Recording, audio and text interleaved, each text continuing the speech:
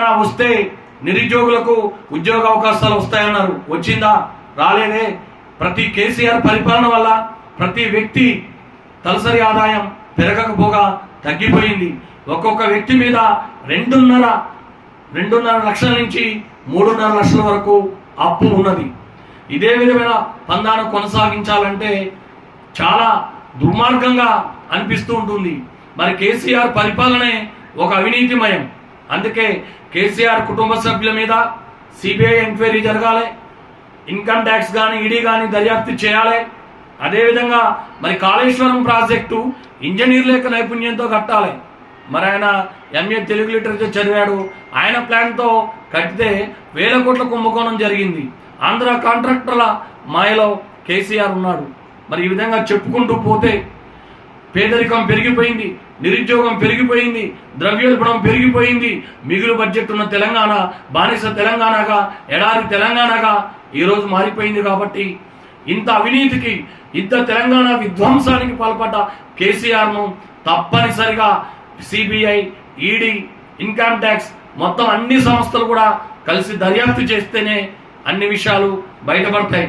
ఎందుకండి ఈ రోజున అధికారులు విదేశాలకు ఎందుకు పారిపోవాల్సి వచ్చింది? మరి వాళ్ళకి ఈ రోజున ఎందుకు గ్రీన్ కార్డులు వచ్చాయి? వీటన్నిటికీ కేసీఆర్ సమాధానం చెప్పాలి. ఈ విధంగా సమాధానం చెప్పకుండా ఇష్టం వచ్చిన రీతిలో కేసీఆర్ చేసే అవినీతిపై మేము పాదయాత్ర చేస్తున్నాం. మా పాదయాత్ర నిష్పక్షపాతకంగా ఉంటుంది.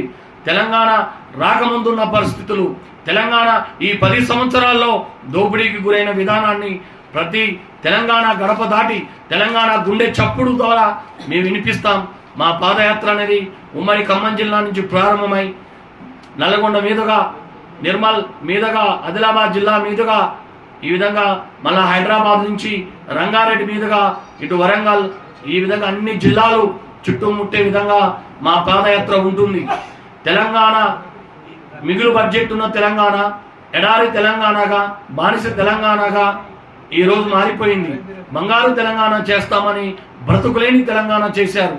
చాలా మంది విదేశాలకు వలస వెళ్ళి జీవన విధానాన్ని కొనసాగిస్తున్నారు, ఎడారిలో బ్రతుకుతున్నారు.